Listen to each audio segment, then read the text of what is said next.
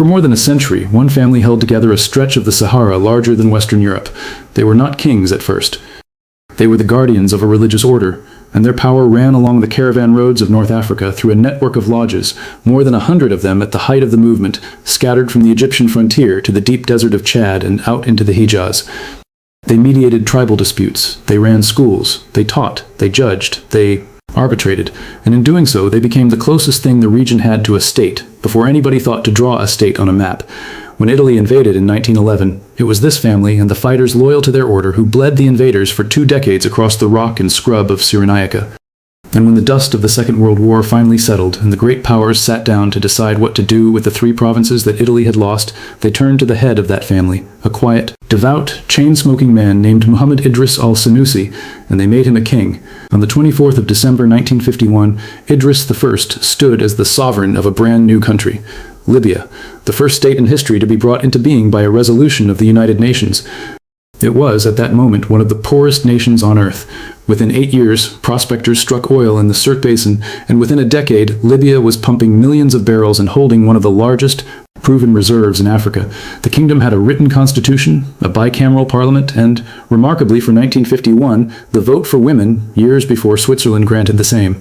The Senussi flag flew over Tripoli, Benghazi, and Saba. The family that had begun as desert preachers now sat at the head of an oil state, and then, in a single night, it was gone. On the 1st of September 1969, while the 79-year-old king was out of the country taking the waters at a spa in Turkey, a group of junior army officers seized the radio stations, the barracks, and the palace switchboards. The man who emerged as their leader was 27 years old. The monarchy was abolished before breakfast. And what happened to the royal family afterwards is not the tidy story of exile that you might expect, not a matter of villas and pensions and faded titles. It is something far stranger and far harder to look at, because 15 years later, in February of 1984, the man who should legally have been king of Libya was standing outside a modest house in Tripoli with his wife and his children beside him, made to watch while men from the revolutionary committees carried the family's furniture, clothes, papers, and photographs into the middle of the room and set the whole lot alight. When the fire had done its work, they were moved into cabins on a public beach.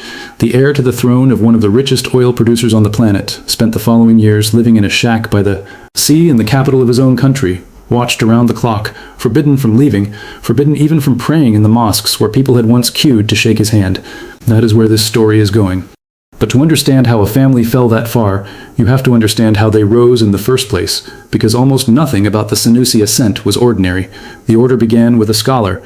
Muhammad ibn Ali al-Senussi was born in Algeria at the very end of the 18th century, studied at Fez, and then traveled east through Egypt and into the Hijaz, where he founded his first lodge near Mecca in the 1830s. His teaching was austere, practical, and deliberately unpolitical at the outset.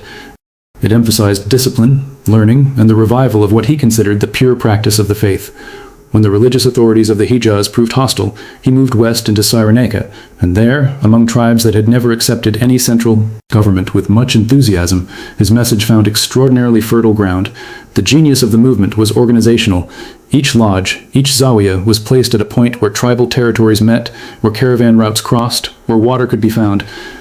Each one held a mosque, a school, a store of grain, and a resident teacher who was expected to settle disputes between clans that had been feuding for generations. It was, in effect, an administrative system disguised as a religious brotherhood.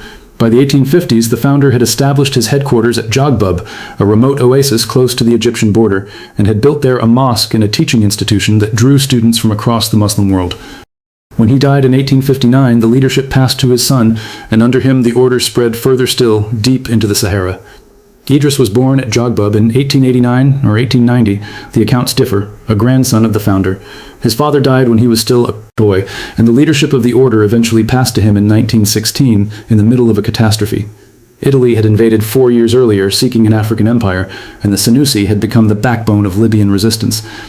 What followed was one of the ugliest colonial campaigns of the 20th century. Italian forces drove tens of thousands of civilians from the Jebel Akhdar into concentration camps in the coastal desert, where enormous numbers died of disease, hunger, and exposure. A wire fence was strung along hundreds of kilometers of the Egyptian frontier to cut the fighters off from resupply. And the resistance in the east was led for years by a Senussi sheikh and teacher named Omar el-Mukhtar, an old man on horseback who tied down a modern European army with a few thousand irregulars, and who was finally captured, tried, and hanged in front of a crowd of prisoners in 1931. Idris himself was not there for most of it. In 1922 he left for Egypt, and there he stayed, in exile, for 21 years. It is a detail worth holding on to, because his life would eventually close a circle around it. The Second World War handed him back his country. Idris threw the weight of the Senussi behind the British, raising a Libyan Arab force from among the exiles in Egypt, and when the Axis armies were finally cleared out of North Africa, the political debt was real. He returned in 1943. In 1949 he was recognized as Emir of Cyrenaica. The great powers could not agree on how to carve up the former Italian colony, so in 1949 the United Nations General Assembly resolved that Libya should become independent instead, and on the 24th of December 1951, the three provinces of Cyrenaica, Tripolitania, and Fezzan were joined into a federal kingdom under Idris I. He never really wanted the job of ruling all of it. He was Cyrenaican to the bone. He preferred Benghazi and the eastern towns to Tripoli, and he governed a country whose western half had a different history, a different colonial experience, and a different sense of itself. In the beginning it barely mattered, because there was almost nothing to fight over. Libya in 1951 had virtually no industry, an overwhelmingly illiterate population, and a treasury propped up by rent paid for foreign military bases, above all the vast American installation at Wheelus Field outside Tripoli. Then came the oil. The first major commercial strike came in 1959, and the transformation was violent in its speed. Within a decade, Libya went from a country living on subsidies to one of the world's significant crude exporters, sitting on a light, low-sulfur product that European refineries were desperate for and that could be shipped across the Mediterranean in a day or two, rather than around the Cape. Money poured into a state apparatus that had never handled money. In 1963, the federal structure was abolished in favor of a unitary kingdom. Ministries multiplied. So did the opportunities for a small circle of merchants, courtiers, and tribal notables to enrich themselves, and the perception of that enrichment, fair or unfair, corroded the monarchy's standing among the young far faster than any policy failure. And the young were listening to something else. Across the Arab world, the voice coming out of the radio was Gamal Abdel Nasser's. Arab nationalism, republicanism, anti-imperialism, and the humiliation of the 1967 war with Israel produced riots in Libyan cities, and the generation of officers and students who looked at an elderly, pious, pro-Western king with two enormous foreign air bases on his soil and saw a relic. Idris had never been a natural showman. He gave few speeches, he disliked crowds.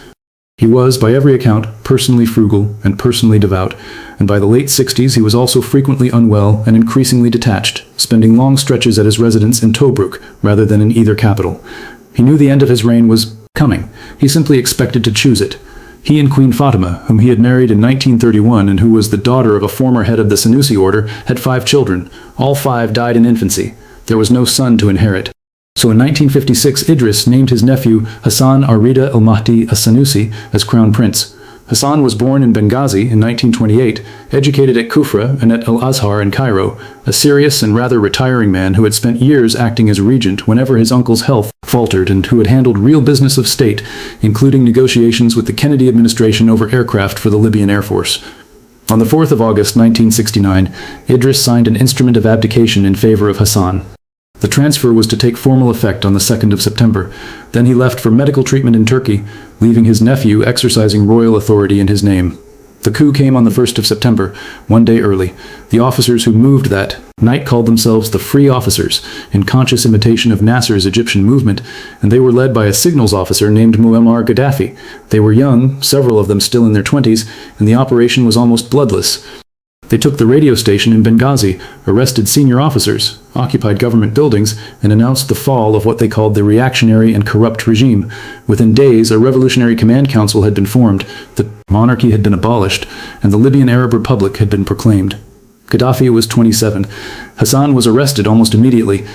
That evening, Libyans heard the Crown Prince himself on the radio, announcing that he was standing aside and calling on the country to support the new authorities. It is one of the most quietly devastating moments in the whole episode. The man who was to have been crowned the following day publicly renounced the throne on the airwaves of the men who had just taken it from him. He was, by his family's later account and by the general judgment of historians of the period, speaking under duress, having been detained by the officers who had seized power. Whatever he privately believed, the broadcast served its purpose. It presented the transfer as consensual, and it removed the last figure around whom loyalist resistance might have gathered. The new order moved quickly to dismantle everything the kingdom had rested on. The American presence at Wheelus Field, the base that had underwritten the Libyan budget in the years before oil, was wound up, and the last United States personnel departed in June of 1970. The British left their installations in the same period. In October 1970, the property of the remaining Italian settler community was confiscated and the community expelled, and the date was declared a national day.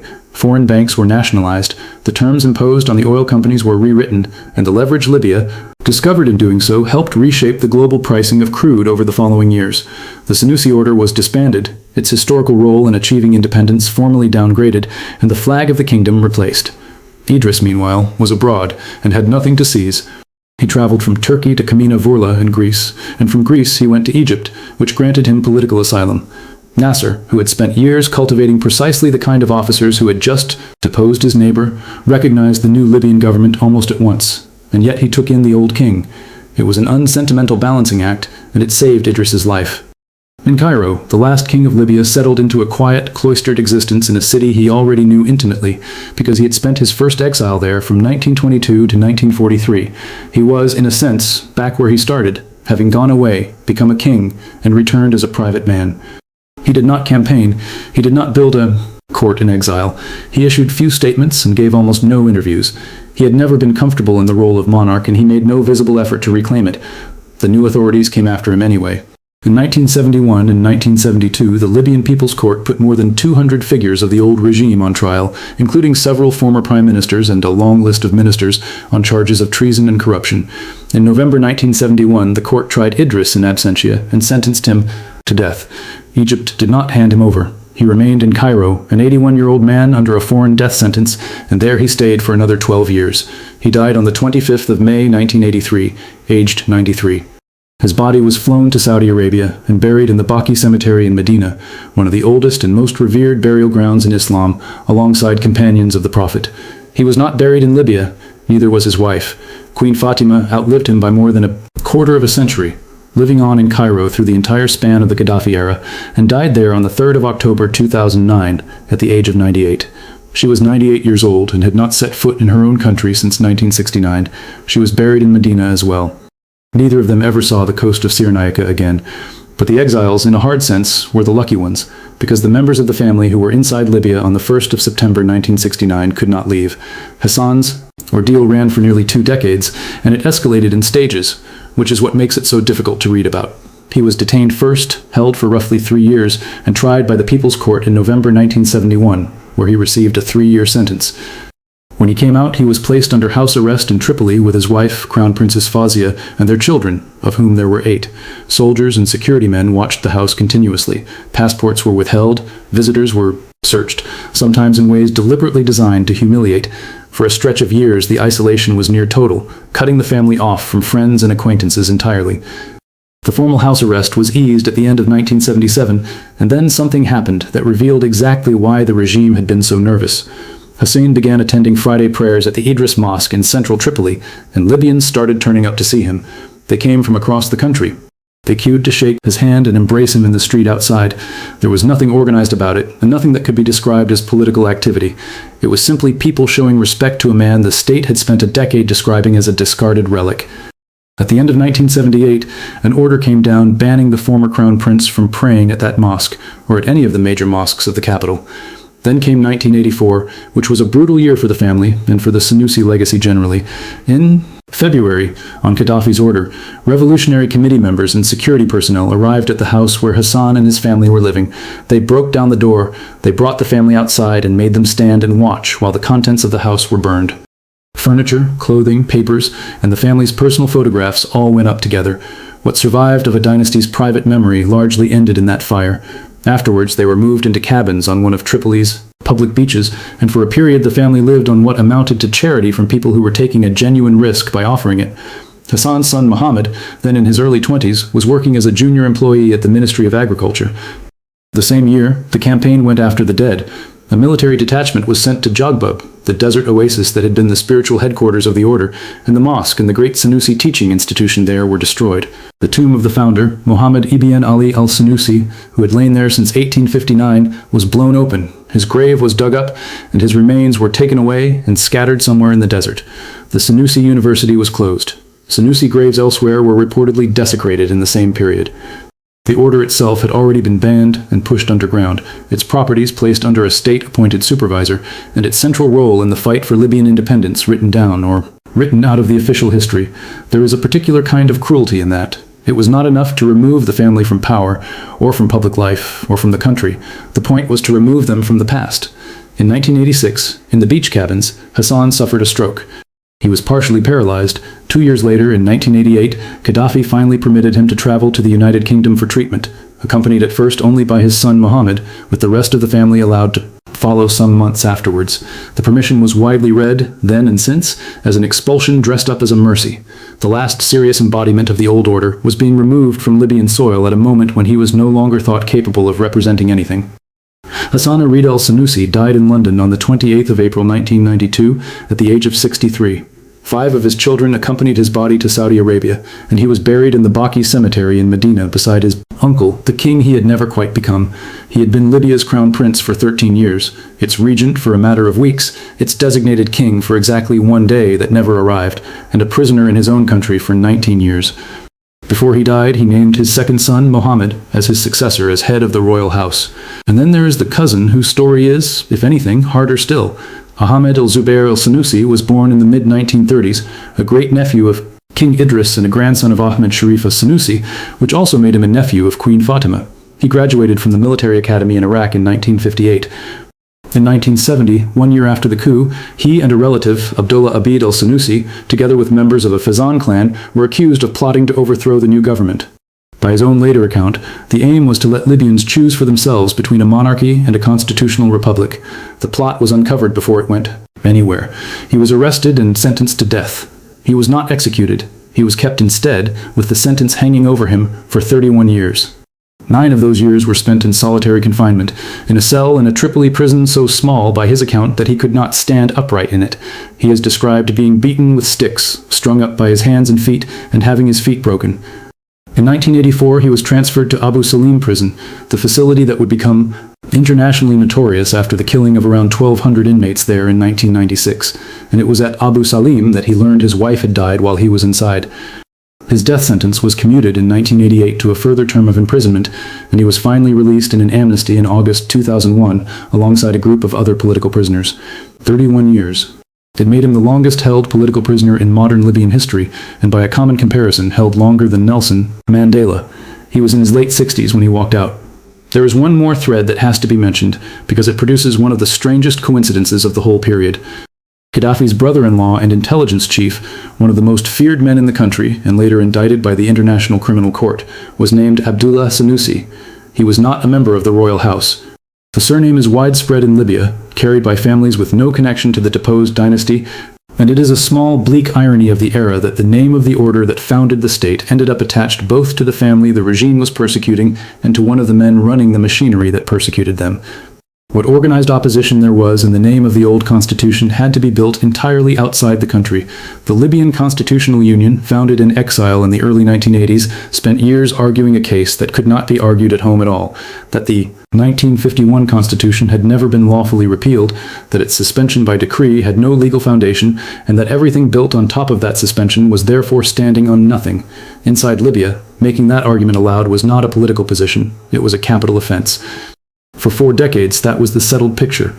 A dead king in a Cairo grave, an aged queen in the same city, silent, a crown prince buried in Medina, a cousin who had lost half his life to a prison cell, a son in London, in his 40s, giving occasional interviews that almost nobody printed. The Senussi name was not merely out of power, it had been made unmentionable.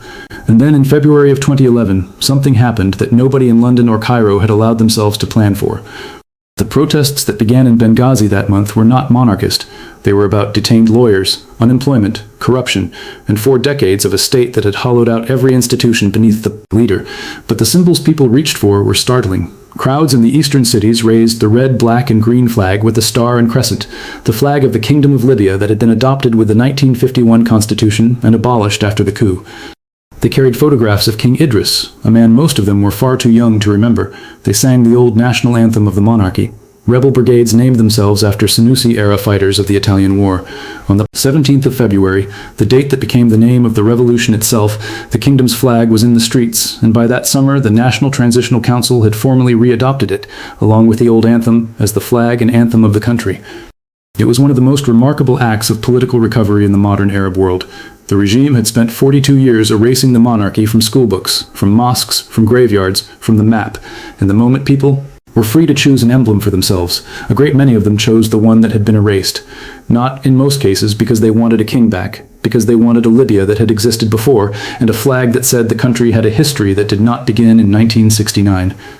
Mohammed el-Senussi, by then in his late 40s and long settled in London, gave interviews from exile during the uprising, urging international pressure on the regime and calling for the killing to stop.